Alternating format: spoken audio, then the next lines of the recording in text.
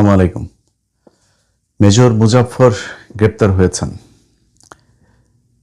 শহীদ president Ziaur Rahman হত্যাকাণ্ডের একমাত্র সাক্ষী, একমাত্র অভিযুক্ত ব্যক্তি যিনি জীবিত আছেন, তিনি শেষ ব্যক্তি মুজাফফর।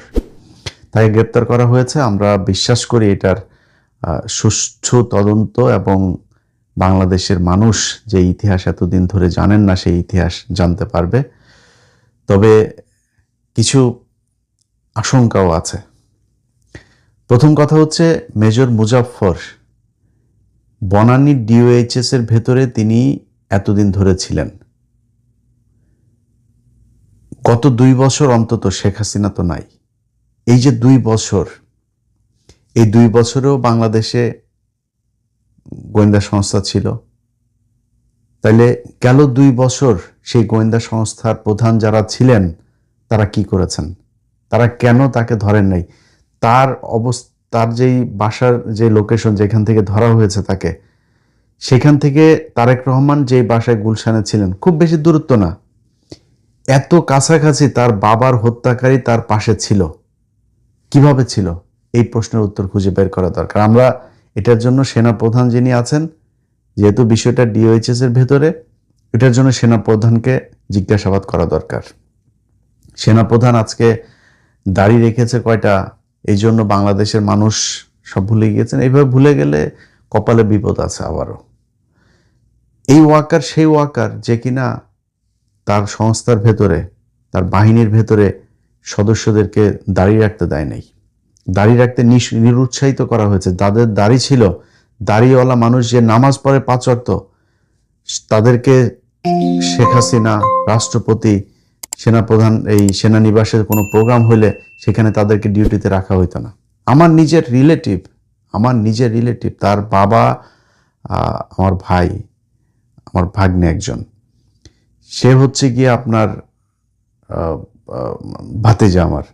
তো সে হচ্ছে গিয়ে আপনার এই 2000 সম্ভবত 18-19 এরকম কোনো একটা ইয়েতে আপনার কুচকাওয়াজের দিন তার বাবা এসছে, আমার সেই চাচতো ভাই, সে এসছে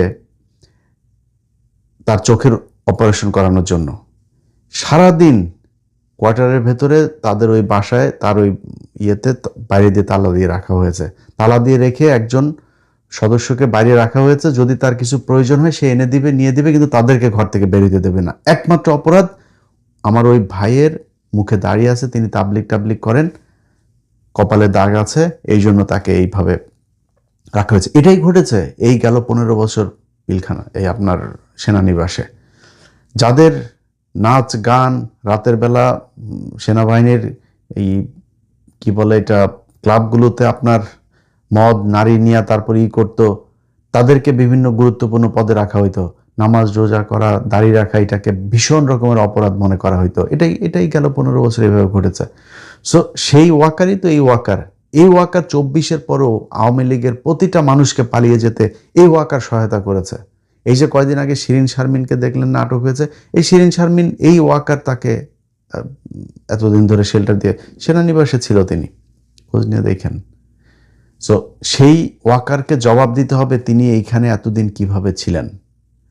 আমার কাছে থাকা যে তথ্য, তিনি কলকাতায় আপনার 1981 সালে তিনি চলে যাওয়ার পর 96 পর্যন্ত তিনি ভারতে ছিলেন, এবং 96 পর্যন্ত ভারতে থাকাকালীন তিনি 2টা নাম ব্যবহার করেছেন, একটা বিপ্লব সরকার আর একটা হচ্ছে জয় ব্যানার্জি। এই 2 নামে তিনি বাংলাদেশে আসা যাওয়া করেছেন।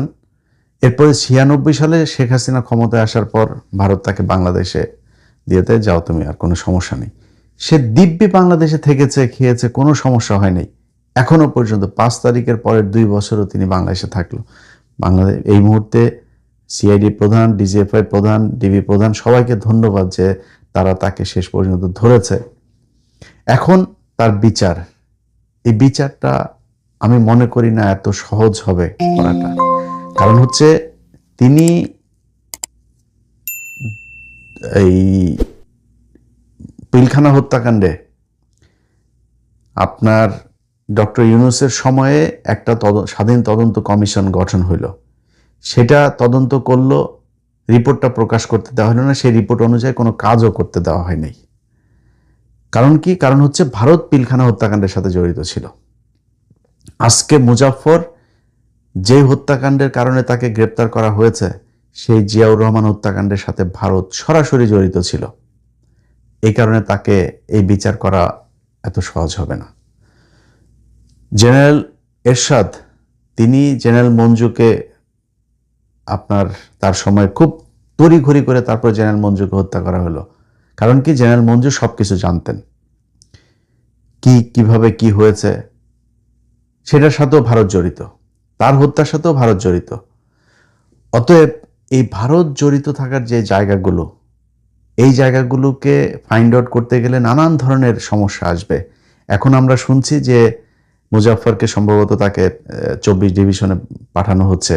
কারণ 24 পদাতিক ডিভিশনে সে কর্মরত ছিল, এই জন্য তাকে সেখানে নিয়ে তারপরে কোর্ট মার্শাল করতে হবে, সেনা আইনে বিচার হইতে হবে।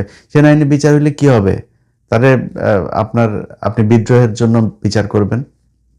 কিন্তু এটা শুধু একটা বিদ্রোহের ঘটনা না, এটার সাথে বাংলাদেশের অনেক ইতিহাস জড়িত। তাকে রেখে আমি মনে করি যে একটা স্বাধীন একটা কমিটি তৈরি করা দরকার, যেটা একদম সার্বজনীন একটা কমিটি হবে। এটা করে তারপরে তাকে দিয়ে ইতিহাসের কোন কোন জায়গায় কোন কোন ঘটনার সাথে সে জড়িত, ভারত কিভাবে কেন তাদেরকে দিয়ে জিয়াউর রহমানকে হত্যা করিয়েছিল, এরপরে কি ঘটেছিল, মঞ্জুকে কিভাবে হত্যা করা হলো, কেন হত্যা করা হলো, এরশাদের সাথে এতদিন ভারতের কি কি ডিল ছিল, এরশাদকে দিয়ে কি কি করানো হয়েছে, এই পুরো ইতিহাস তাকে দিয়ে খুঁজে বের করা সম্ভব। যে কারণে এই ঘটনাটা শুধুমাত্র জিয়াউর রহমান হত্যাকাণ্ড কিংবা ওই সেনা বিদ্রোহ হয়েছিল ওই দিন 30শে মে, শুধু এটার মধ্যে সীমাবদ্ধ থাকলে হবে না। এটার জন্য আমি মনে করি তারেক রহমানকে আরো বেশি কি বলবো যে দায়িত্বশীল এবং সতর্কভাবে পদক্ষেপ নিতে হবে। আজকে সকালে দেখলাম যে তারেক রহমান, আমার দেশ পত্রিকা একটা নিউজ করেছে, সেখানে তারা পররাষ্ট্র মন্ত্রণালয়ের একজন ঊর্ধ্বতন কর্মকর্তার উদ্ধৃতি দিয়ে বলেছেন যে তারেক রহমান ভারত সফরে যাচ্ছে না। আমার জন্য আজকের দিনের সবচাইতে সুন্দর, সবচেয়ে খুশির খবর হচ্ছে এইটা। তারেক রহমান যদি ভারতে না যায়, এটা বাংলাদেশের জন্য, তারেক রহমান না বাংলাদেশের জন্য যেই জায়গায় ভারতকে প্রয়োজন আছে তার অল্টারনেটিভ রাস্তা খুঁজে বের করা দরকার এবং ভারতের সাথে সর্বোচ্চ সংকীর্ণতা দেখানো দরকার। তারেক রহমান যাবে না, এটাও আমার কাছে খুবই সুখবর, এই দেশের জন্য একটা ভালো খবর। তো তারেক রহমান ভারতের সাথে করছে, মুজাফফরকে ধরেছে, 111-এর কুশীলব অনেককে ধরেছে। তার কাছে অনুরোধ থাকবে বিডিআর এর পিলখানার হত্যাকাণ্ডকে কেন্দ্র করে যারা জড়িত ছিল তাদেরকে গ্রেপ্তার করা এবং যে নিরীহ বিডিআর সদস্যরা এখনো পর্যন্ত জেলখানায় আছে, প্রায় 450 মানুষ, তাদেরকে বের করে দেয়া। তাদের একটা বেঞ্চ গঠন করার জন্য তাদের শুনানি করা যাচ্ছে না। অতএব সরকারের কাছে অনুরোধ থাকবে বেঞ্চটা দ্রুত গঠন করে তাদের শুনানির ব্যবস্থা করে তাদেরকে ছেড়ে দেয়া। অনেকের 10 বছর আগে তার সাজার মেয়াদ শেষ হয়েছে, সেই মানুষগুলো এখন পর্যন্ত জেলখানায় আছে, তাদের প্রতি একটু সদয় হন। আপনার এই মুজাফফরকে আটকের সাথে ওইটার সাথে সম্পৃক্ত, কারণ ওইটাও ভারত ঘটিয়েছে, এইটাও ভারত। সো আপনি তাদের প্রতি সুবিচার করা উচিত। এই মানুষগুলো অপেক্ষায় ছিল যে হাসিনার যদি কোনোদিন পতন হয় তাহলে তারা মুক্তি পাবে। 2 বছর হয়ে গিয়েছে, 2 বছরে 4টা ঈদ তারা সেখানে পালন করেছে। তাদের প্রতি কোনো সরকার বিরোধী দল কেউই সদয় হয় নাই, এটা নিয়ে কেউ কথাও বলে নাই, এটা নিয়ে কেউ দাবিও তোলে নাই শক্তভাবে সরকারের কাছে। এখন পর্যন্ত সংসদেও কোনোদিন কেউ এটা নিয়ে কথা বলে নাই। অথচ উচিত ছিল 5 তারিখেই তাদের সবাইকে বের করে দেয়া। যারা জেনুইন হত্যাকারী তাদেরকে খুঁজে বের করেন, এটা সবাই জানে, তাদের বিচার করেন। এটা একটা। আর যেই ঘটনায় মুজাফফরকে আটক করা হয়েছে, সেই ঘটনাতেও আমি মনে করি যে 2 দিন আগে কনক সারোয়ারের ফেসবুক পেজে দেখলাম যে তারেক রহমান মাদারীপুরে গিয়েছেন, সেখানে তার গাড়ি বহরের উপরে পাথর, ইট বা কিছু একটা গাড়িতে নিক্ষেপ করা হয়েছে। তো যেখানে পাথর বা কোনো কিছু ঢেলা দেওয়া সম্ভব হয়, সেখানে তো গ্রেনেড মারাও সম্ভব। তাইলে সিকিউরিটিটা দেখভালের দায়িত্ব কার ছিল, কারা দেখেছে, কেন এই সিকিউরিটি লিকেজ কেন হইলো, কেন এটা ধরা যায় নাই, কেন এটা নিয়ন্ত্রণ করা যায় নাই, এই জিনিসগুলো আমার মনে হয় আরো বেশি শক্তিশালীভাবে, আরো বেশি সুন্দরভাবে করা উচিত। কারণ হলো আপনার তারেক রহমান যখন ইন্ডিয়ার সাথে আপনার চোখ তুলে তাকাইতে যাবে, নিজের অধিকারের কথা বলবে, মানে বাংলাদেশে শেখ মুজিবের কিন্তু শেখ হাসিনারা যেগুলো বলে, শেখ মুজিবের কিন্তু সেগুলোর বাইরে কিছু গুণ আছে যেগুলোরে শেখ হাসিনা খারাপ বলে। শেখ হাসিনা যেগুলোরে ভালো বলে সেগুলো হলো শেখ মুজিবের খারাপ গুণ। শেখ মুজিবের ভালো গুণ কি ছিল? শেখ মুজিব কোনোদিন পাকিস্তান ভাঙতে চায়নি। শেখ মুজিব শেষ পর্যন্ত চেয়েছিল এই পাকিস্তানের সাথে আবার সেই ওআইসিতে গিয়ে যোগ দেয়া, পাকিস্তান প্রধানমন্ত্রী ভুট্টোকে আপনার বাংলাদেশের সফরে আনা, এগুলো কিন্তু ইন্ডিয়া ভালো চোখে দেখে নাই। এই জন্যই শেখ মুজিবকে হত্যায় ইন্ডিয়া জড়িত ছিল এবং এটা ঠেকানো যায় নাই। সো ভারত সবসময় তার বিরুদ্ধে যেই চোখ তুলে তাকাবে তাকে তারা হত্যার চেষ্টা করবে। তারেক রহমানকে এরকম কোনো কিছু করলে আমি অবাক হব না।